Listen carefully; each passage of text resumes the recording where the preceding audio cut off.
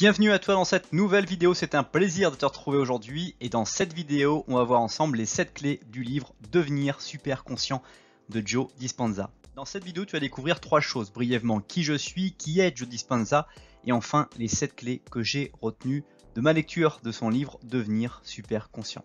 Assure-toi bien de rester jusqu'à la fin de cette vidéo puisque j'aurai un petit cadeau à t'offrir à la fin de la vidéo. Alors qui je suis? Je m'appelle Ogé Dolé, j'investis mon temps à produire des écrits, des audios et des vidéos pour aider chacun à basculer vers la réussite de sa vie. Je t'invite dès maintenant à t'abonner à la chaîne YouTube pour ne pas rater les prochaines vidéos et redécouvrir les vidéos les plus populaires.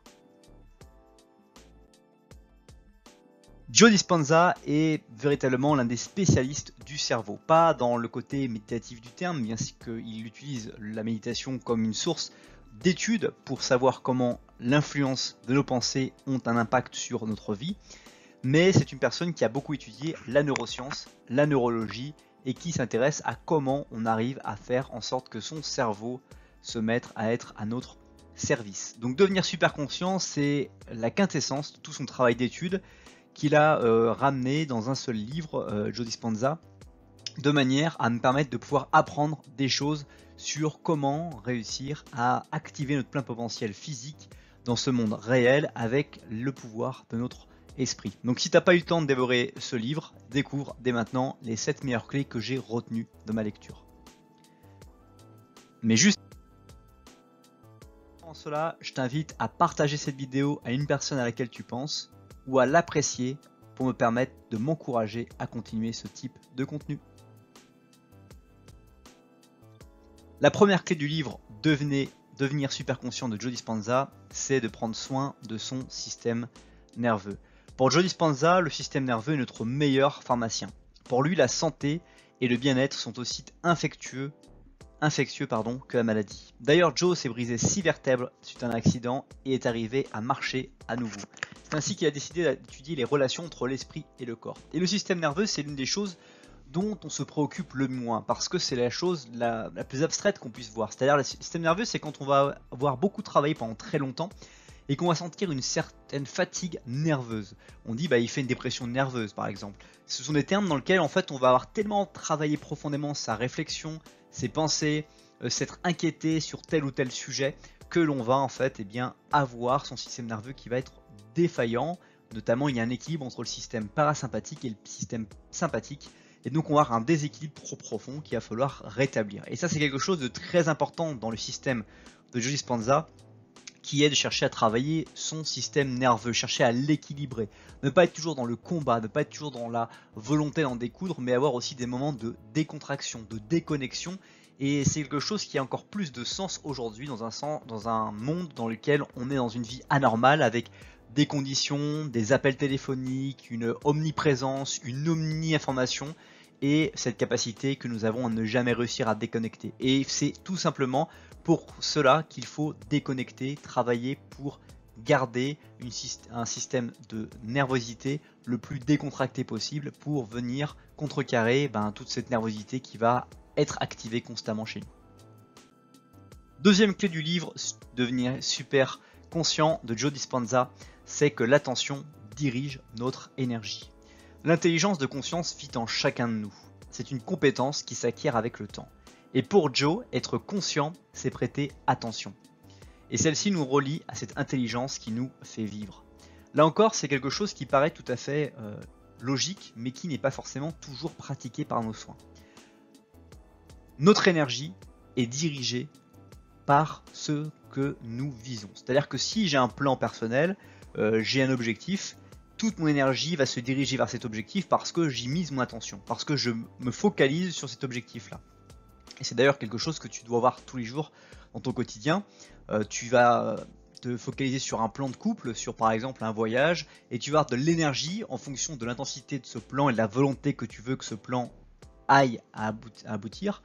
Tu vas avoir beaucoup d'énergie qui va se diriger. Et c'est la même chose dans notre conscience, dans notre volonté de pouvoir réussir à vraiment être bien, c'est d'avoir une omniconscience. C'est comment peut-on réussir à travailler pour avoir une conscience de tous les sujets, les domaines, les plans que nous voulons voir se réaliser dans l'avenir. Et donc c'est travailler là-dessus qui va être extrêmement intéressant pour pouvoir être serein sur le court, moyen et long terme. Troisième clé du livre Devenir super conscient de Joe Dispenza, c'est de conserver son libre arbitre. Souvent, on remplace notre libre arbitre par un programme. C'est pourquoi Joe Dispenza nous conseille de définir une vision forte de notre futur. Plus l'émotion que nous lions à nos problèmes est forte, plus nous portons notre attention dessus. Alors ça ne t'a pas échappé, mais chaque matin on se lève et on va appliquer une routine dont on ne réfléchit plus forcément toujours à la somme des choses que l'on va faire. On va peut-être aller se brosser les dents, on va peut-être prendre une douche, on va peut-être prendre un petit déjeuner, peut-être pas prendre un petit déjeuner, directement prendre un café, peut-être directement prendre sa voiture et filer au travail. Bref, on a installé un programme et donc notre libre arbitre, notre capacité à lire les événements de manière différente ou à aller simplement focaliser notre attention à lire les choses telles qu'elles sont ici et maintenant, c'est un petit peu arrêté. Et c'est exactement ce qu'il ne faut pas faire. Et c'est pour ça que le travail de silence, de méditation du matin est quelque chose qui va être très puissant pour vous, parce que vous allez pouvoir prendre ce temps pour maintenir un libre arbitre, une conscience, et de voir sur quoi votre esprit est attentif en ce moment, et est-ce que c'est vraiment la priorité que vous voulez donner à cette attentivité qu'il est en train de donner. Et si c'est le cas, eh bien écoute, c'est très bien, c'est que vous êtes aligné avec ce que vous souhaitez. Et si ce n'est pas le cas, ça veut dire que ce sont des pensées qui sont parasites et qui viennent contrecarrer vos performances. Comme on l'a déjà vu dans d'autres vidéos, la performance est égale au potentiel moins d'interférences. Donc si vous avez des pensées qui vont ne pas être en alignement avec vos objectifs, vous allez avoir ces interférences qui vont réduire votre performance par rapport à votre potentiel. Donc c'est pour ça que vous devez travailler à maintenir votre libre arbitre, à comprendre quelles sont les pensées que vous avez et est-ce qu'elles sont vraiment en accord avec ce que vous devez faire ou sont-elles au contraire des interférences que vous devez cesser d'avoir dans votre esprit.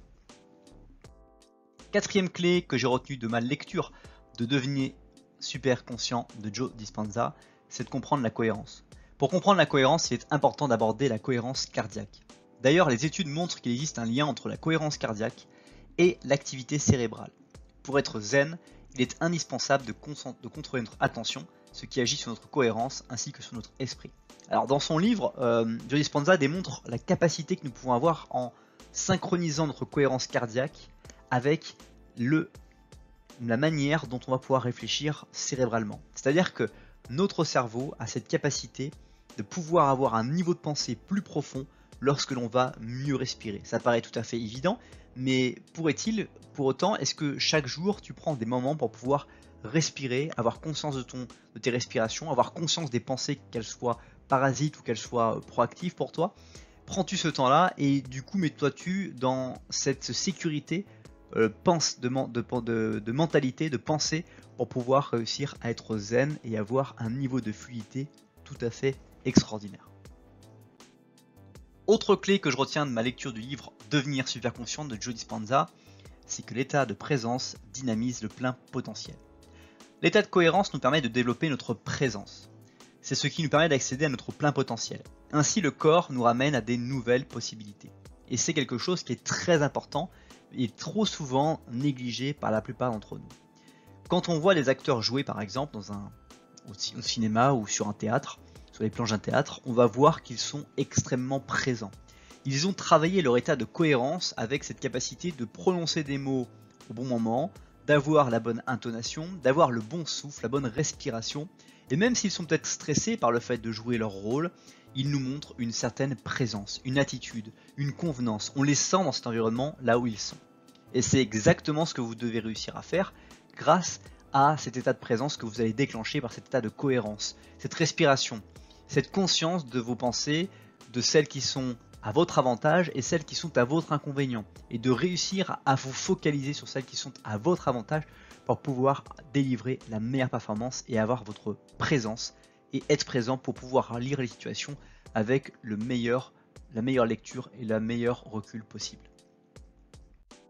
Autre clé que j'ai retenue de ma lecture du livre Devenir super conscient de Joe Dispenza, c'est la méditation. Pour ressentir pleinement l'instant, la méditation est très importante. C'est l'une des meilleures clés du livre Devenir super conscient de Joe Dispenza. C'est une activité à la fois bénéfique pour le corps et pour l'esprit. Donc la méditation, c'est quelque chose que tout le monde pratique plus ou moins maintenant, c'est quelque chose de très commun. Mais la méditation que préconise Joe Dispenza est une méditation qui est qui m'a permis de passer à un niveau supérieur dans mon état de méditatif par rapport aux choses que je faisais auparavant.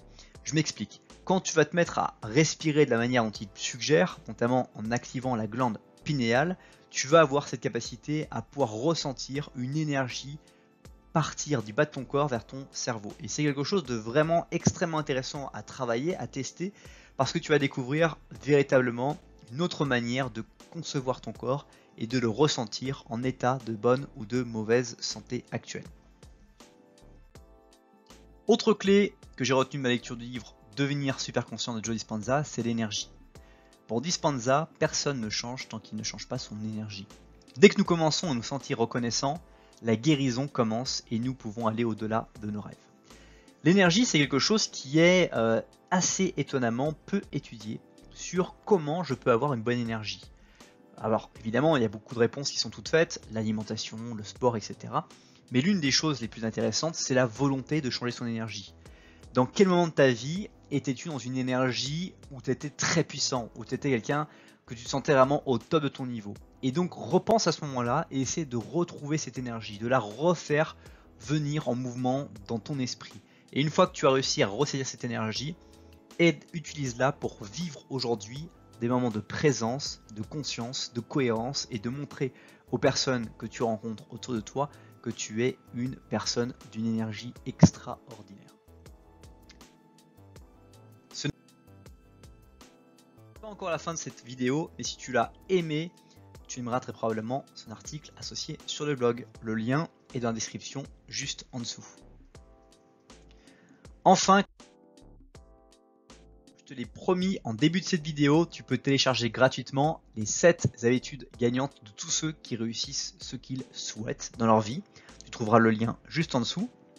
Et pour te remercier, je t'offre sous la flèche bleue une vidéo adaptée à ce que tu regardes en ce moment ou, encore une fois, à t'abonner sous la flèche rouge. À bientôt!